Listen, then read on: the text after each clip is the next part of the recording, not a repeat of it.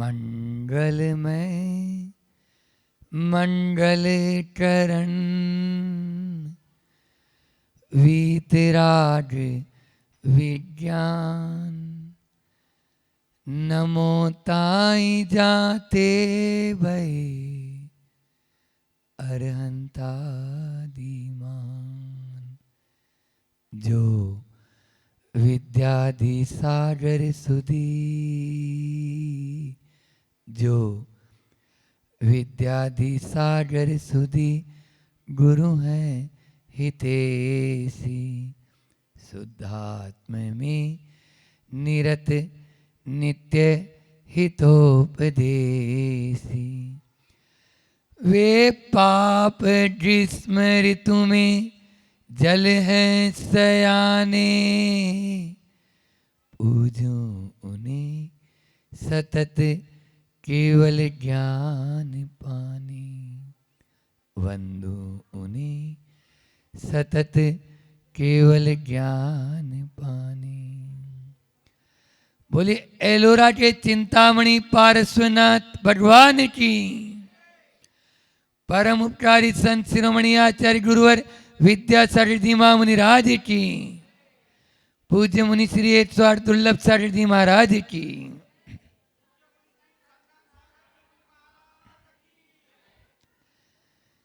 येनात्मा बुद्धतात्मेव परत्वेने विचापरम अक्षयानंत बोधाय तस्मै सिद्धात्मने नमः।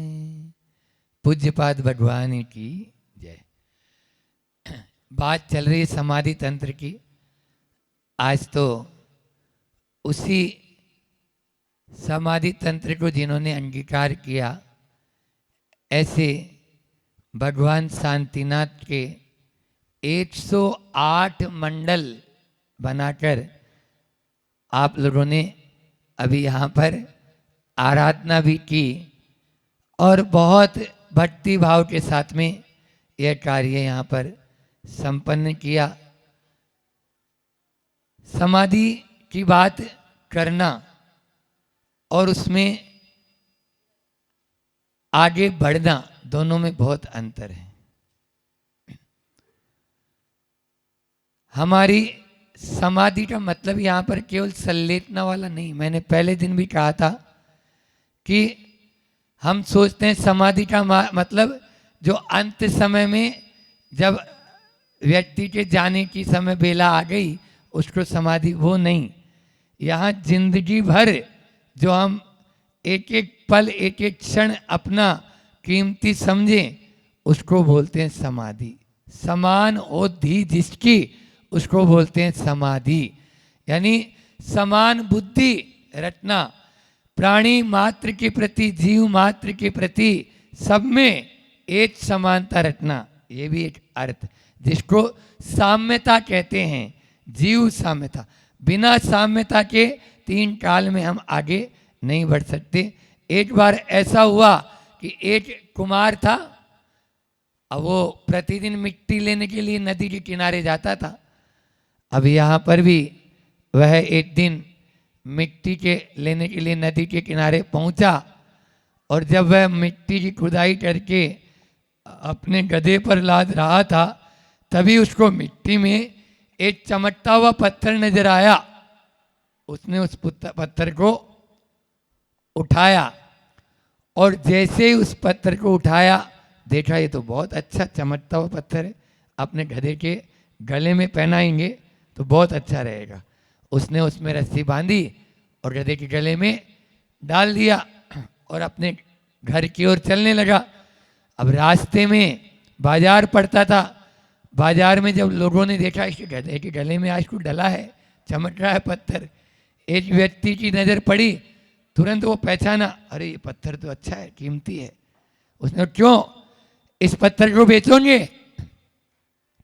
इस पत्थर को बेचोगे? बोले हाँ बेच देंगे। बोले कितने में? बोले 200 रुपये में। 200 रुपये में? बोले 50 में देंगे। बोले एक बार बोलता हूँ, दोबारा नहीं बोलता।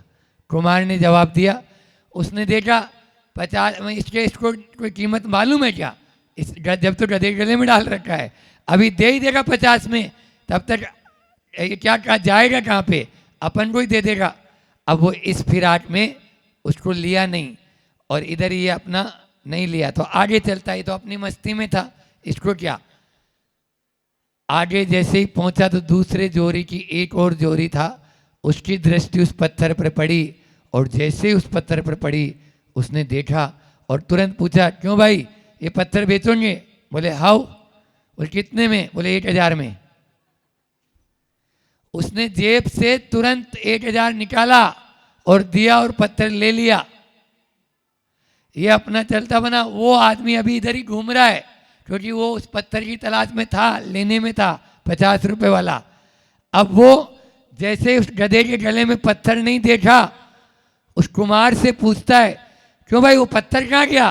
बोले वो तो मैंने बेच दिया। कितने में? बोले 1000 में। अरे बोले तुम मूर्ख हो, वो तो लाखों का हीरा रत्न था, नगीना था, तुमने उसको 1000 में बेच दिया। बोले भाई साहब मूर्ख मैं नहीं, मूर्ख तुम हो, जो तुम्हें वो 200 रुपए में भी महंगा लग रहा था और तुमने ये देखा 50 में दे देंगे। आज के इंसान की भी कुछ ऐसी दशा होती है, वो जिस चीज को पहचान है उसको भूल रहा है। पहचान किसकी करना है ये वो नहीं पहचान पा रहा और सोचता है अभी नहीं फिर कभी कर लेंगे। जो अभी नहीं कर सकता वो कभी नहीं कर सकता है, पर इसी को बहिरात्मा बोलते हैं, जिसकी दृष्टि केवल बाहर बाहर बाहर बाहर ही चलेंगी, वह जाती रहती है, वही बहिरात्मा होता है। अच्छा ये बताओ, आप एक जगह जाते हो घूमने के लिए तो वहां दोबारा जाना पसंद करते हो? बोलो। आउटिंग में पिकनिक मनाने आदि में जाते हो तो इस बार महावीर जी गए तो अब शिखर जी चलेंगे, तीर्थ क्षेत्र के लिए भी। समझ में आ रहा है? एक स्थान पे दोबारा जाना नहीं, और घूमने की बात तो अलग ही है, इस बार इस देश गए तो दूसरे देश जाएंगे, अब ये स्थिति होती है। फिर ऐसा क्या कार्य कर रहे हैं जो बार बार उन्हीं गतियों में जाना। 4 गति और 84 लाख योनियों में ही ये जीव भ्रमण कर रहा है, फिर भी इसको उबा नहीं है। ये कभी इसके मन में ऐसा नहीं आया कि मुझे दोबारा वहां नहीं जन्म लेना, वहां जाऊंगा नहीं, ये तो सोच रहा है इस जन्म में कि अब इस साल दिवाली को यहाँ नहीं वहां घूमने जाएंगे। अब ये क्यों नहीं सोच रहा है कि जहां मैंने असंख्यात बार नहीं, ये समझ लीजिए अनादि से चल रहा है अपना जो पंच परावर्तन आता है, उस पंच परावर्तन को पढ़ेंगे तो बिल्कुल रोंगटे खड़े हो जाते हैं। ऐसी स्थिति एक एक प्रदेश में हमने कई बार जन्म लिया है, संख्यात असंख्यात अनंत बार जन्म लिया, फिर भी उबे नहीं है। क्यों? क्योंकि यही बहिरात्मा है। हाँ, ऑप्शन सब है, ऑप्शन तो जाने की वो सोच ही नहीं रहा ने मुझे करना। कल हमने 4 प्रश्न बताए थे ना, मैं कौन हूँ, है ना, मेरा क्या है, मैं क्या कर रहा हूँ और मुझे क्या करना चाहिए।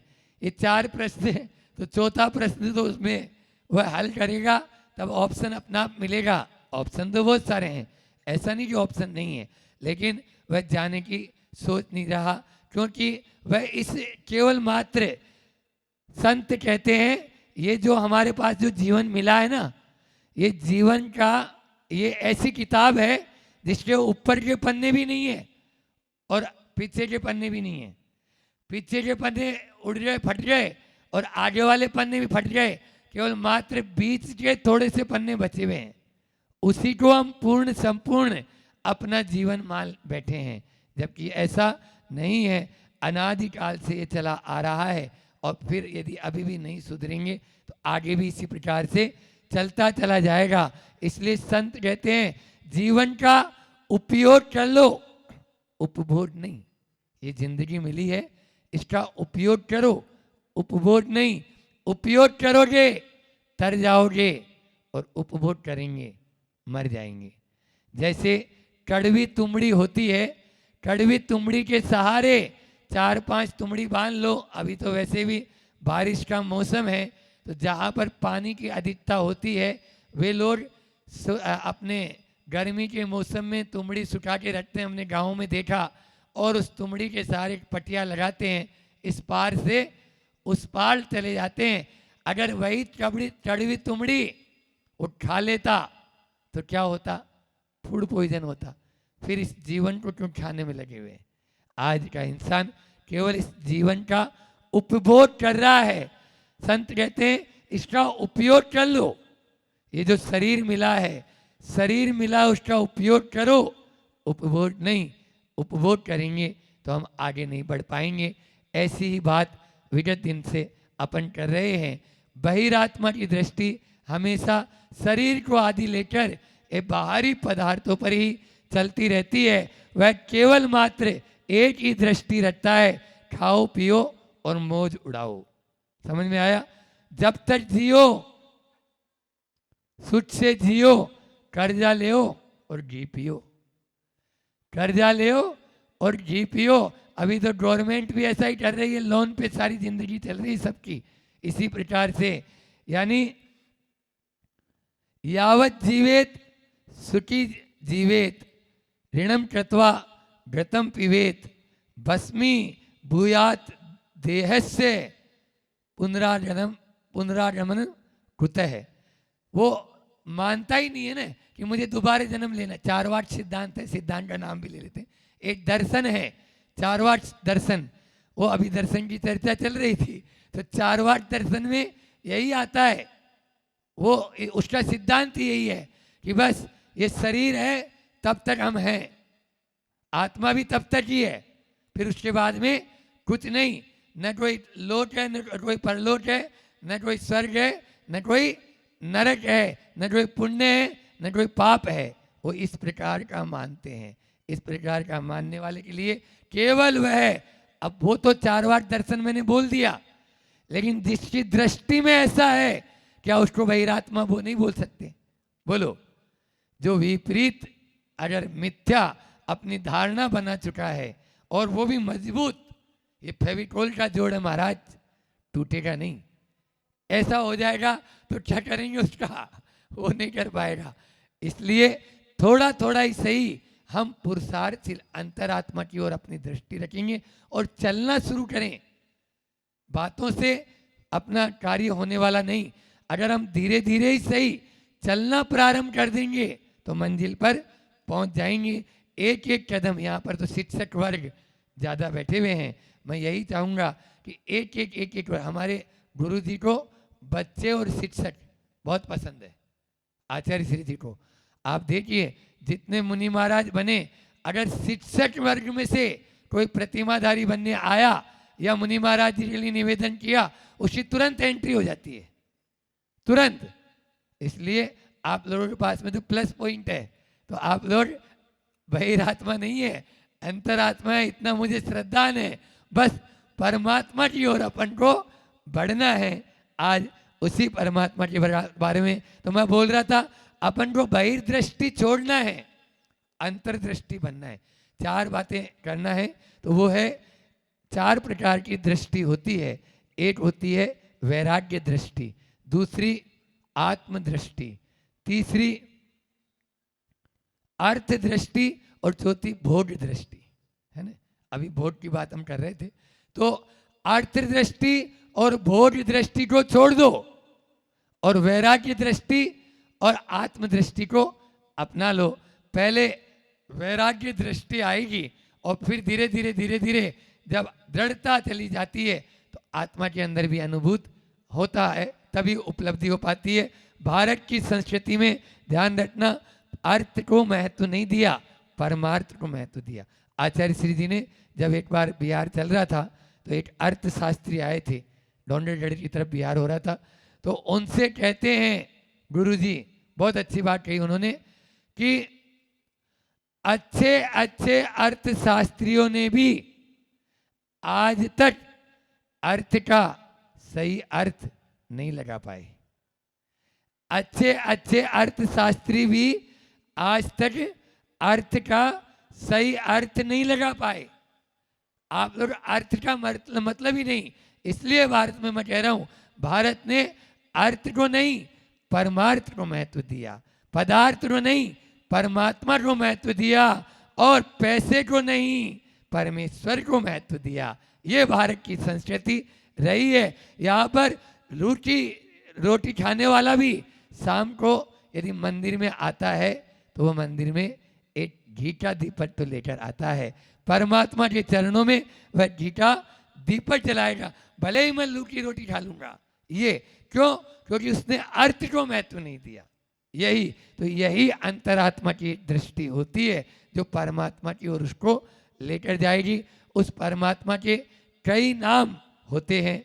आज की कारिका में वही आचार्य पूज्यपाद भगवान यहाँ बता रहे हैं। 6वें नंबर कारिका, 1-2 पुस्तकें इधर भी दे दिया करो ना, पुस्तकें तो आई है। हाँ, तो सर को दे देना है ना, कल से उच्चारण करते हैं। यहाँ पर 10 नाम बता रहे हैं, है ना। आज सुबह से नाम की चर्चा चल रही है। नाम कुछ भी हो, नाम से नहीं, अपन तो वीतरागता से, अभी आज सूत्र भी वही आया, तत्वार सूत्र का जो अध्ययन कर रहे थे उसमें भी कि तत्व का किस प्रकार से हम उसका विश्लेषण कर सकते हैं, अपनी आत्मा में उतार सकते हैं, उसमें भी वही सूत्र था। तो यहाँ पर भी नाम चाहे कुछ भी हो, हम सच्चे जो देव शास्त्र गुरु हैं या जिन्होंने परमात्मा पद को प्राप्त कर लिया, उनके प्रति अपनी विनयाञ्जलि या नमन प्रस्तुत कर रहे हैं। यहाँ पर आचार्य पूज्यपाद स्वामी भी वही बात कह रहे हैं कि जो परमात्मा है वो परमात्मा के क्या स्वरूप है, वो स्वरूप बता रहे हैं। निर्मल है, केवल है, शुद्धो विविक्त प्रभुरव्यवय, परमेष्टि परात्मेति, परात् परमात्म परमेश्वरो जिने, परात्मेश्वरो जिने। यहाँ पर वह निर्मल है, केवल है, शुद्ध है, विविक्त है, प्रभु है, अव्यय है, परमेष्टि है, परमात्मा है और परात्म है, ईश्वर है और जिन है। ये 10 नाम उस परमात्मा के दिए हैं कि वह परमात्मा किन किन नामों से जाना जाता है। एक एक नाम की संक्षेप में जो टीका की है यहाँ पर उसकी व्याख्या अपन करते हैं कि निर्मल है, वह निर्मल है, निर्मल यानी मल, मल से रहित, निर्मल मल से रहित, मल यानी दोष, मल यानी दोषों से रहित। परमात्मा कैसे हैं? दोषों से रहित हैं, दुर्बलताओं से रहित हैं, दुर्गुणों से रहित हैं और दुखों से रहित है। रिपीट कर रहा हूं, दोष, दुर्बलता, दुर्गुण और दुखों से रहित, ऐसे वे परमात्मा होते हैं।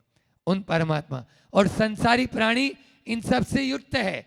वो दुखों से युक्त है, वो दोषों से संयुक्त है, वो दुर्गुणों से संयुक्त है और दुर्बलता भी उसमें रहती है। इस प्रकार से संसारी प्राणी नहीं, वो परमात्मा है, वो निर्मल है। फिर केवल है, केवल मतलब ओनली, केवल का मतलब होता है जिनको सहायता की जरूरत नहीं, किसी प्रकार की असहाय जिसको बोलेंगे, तो वो दूसरों की अनंत शक्ति के धारी होने के कारण वो केवल हैं। और फिर तीसरा विशेषण दिया है, शुद्ध हैं। कैसे हैं वे? शुद्ध हैं। शुद्ध मतलब पवित्र, निर्मल, अभी जैसे आया था, और विशुद्ध, परम, उन्होंने उत्कृष्ट रूप को, चरम रूप को प्राप्त कर लिया, इसलिए वे शुद्ध हैं और विविक्त हैं। विविक्त का मतलब यहाँ पर दिया है सबके बीच में रहकर भी वे अपने में लीन हैं, इसलिए वे विविक्त हैं। और आचार्य श्री जी ने कहा कि उन्होंने 8 कर्मों से जो रिक्त हो गए वो है विविक्त। विविक्त यानी 8 कर्मों से रिक्त, इति विविक्त। ये गुरु जी की परिभाषा बहुत अच्छी लगी। फिर उसके बाद में वे प्रभु हैं। प्रभु का मतलब यानी सर्व समर्थ, यानी पूरी, हाँ, सर्व समर्थ हैं। वे प्रभु हैं इस भूमि पर, वे ही प्रकृष्ट हैं, उनके आगे और कोई है ही नहीं। फिर 6वां विशेषण दिया अव्यय। अव्यय का मतलब है वे अविनाशी हैं। कैसे हैं? अविनाशी कभी नाश को प्राप्त नहीं होंगे। आप लोग सब संस्कृत पढ़े हुए हैं, संस्कृत में अव्यय होता है, वो अव्यय उसके कोई रूप नहीं चलते। हाँ, कोई उसके यानी जो है ना कोई चाहे लिंग कारक वचन, एक वचन हो, द्विवचन हो, बहुवचन हो, कुछ में भी हो, उसका कोई भी कुछ भी नहीं बिगड़ेगा, उसको बोलते हैं अव्यय। ऐसे ही हमारे प्रभु कैसे हैं, हमारे परमात्मा कैसे हैं, अव्यय हैं, वे अविनाशी हैं, क्षणक्षयी। एक दर्शन है जो क्षणक्षयी मानता है पदार्थ को, वो क्षणक्षयी नहीं। हाँ, वैसे रहित हैं अव्यय, ऐसे शाश्वत जिसको बोलेंगे वो शाश्वत हैं। फिर अगला विशेषण सातवां, परमेष्टि। हमारे परमात्मा कैसे हैं, परमेष्टि हैं। परमेष्टि का मतलब आप सब जानते हैं, जो परम पद में स्थित हों वे परमेष्टि कहलाते हैं। परात्म हैं, परा यानी उत्कृष्ट, उत्कृष्ट आत्मा है, वो अपने आत्मा के चरम परम रूप को प्राप्त कर चुके हैं। फिर ईश्वर हैं, यानी ऐश्वर्य से सहित। दो अर्थ हैं ईश्वर के भी, यानी वो खुद के मालिक खुद हैं। ईश्वर यानी वर, ईश्वर, ईश्वर बना तो वर यानी श्रेष्ठ, वो खुद के मालिक खुद हैं और वह ऐश्वर्य से सहित हैं, श्रेष्ठ हैं। और अंतिम 10वां है, वे जिन हैं जिन्होंने अपनी इंद्रियों और मन को जीत लिया, इसलिए वे जिन हैं। भट्टामर का अपन पढ़ते हैं, उसमें भी लगभग 20-22 नाम या 24 नाम 2 श्लोक में दिए हैं। इसी प्रकार से अनेकों पाठ में इसी प्रकार से प्रभु की स्तुति करते हुए करते हैं। यहाँ पर भी पूज्यपाद भगवान उन परमात्मा के अनेक नामों से, नामों का उल्लेख करते हुए उनके चरणों में अपनी नमोस्तु प्रेषित कर रहे हैं। इसी प्रकार यहाँ पर आचार्य भगवान कह रहे हैं पूज्यपाद स्वामी कि हमें भी यदि ऐसे ही नामों को सार्थक करना है। देखो अभी बोल रहे थे ना तत्वार्थ सूत्र महाराज जी कि नाम स्थापना द्रव्य भाव, तो अपन को नाम स्थापना और द्रव्य से नहीं, भाव के द्वारा भी इन नामों की सार्थकता होनी है। भाव भी अपने ऐसे होने चाहिए, तभी हम उसको प्राप्त करेंगे। एक हाइकू लेकर, आचार्य श्री जी का हाइकू लेकर अपनी वाणी को विराम करूंगा कि आचार्य श्री ने कहा जो परमात्मा होते हैं वे, इसका पहले पद्यानुवाद लेते हैं, उसमें फिर हाइकू भी जुड़ जाएगा। जो बुद्ध शुद्ध जिनके न शरीर साथ, अत्यंत इष्ट जिन ईश्वर विश्वनाथ, है सिद्ध अव्यय तथा वसु कर्म रिक्त, पूजनीय परमात्म पूर्ण व्यक्त। वे पूर्ण व्यक्त हैं और अशरीरी हैं, शरीर सहित नहीं है। परमात्मा तभी होते हैं जब शरीर से रहित हो जाते हैं। तो उसी पर आचार्य श्री जी ने बहुत अच्छा हाइकू दिया है। संदेह होगा देह है तो, ये शरीर है ना, संदेह होगा देह है तो देहाती विदेह हो जा, विदेह हो जा। यदि हमें बिना शरीर के विदेह बनना है, देहाती, देहाती का मतलब होता है कहाँ तुम ए गांव वाले, देहाती विदेह हो जा। जब तक ये देह है तब तक तो संदेह होगा। बस इस शरीर को अपन ये छूटने से पहले छोड़ दें, लिख लो, छूटने से पहले छोड़ देंगे तो अपन भी उस श्रेणी में आ सकते हैं। उस श्रेणी में आप सब भी आए, ऐसी भावना के साथ में अपनी वाणी को विराम देता हूँ। बोले अहिंसा परमो धर्म की। आचार्य गुरुवर विद्यासागर जी महामुनिराज की।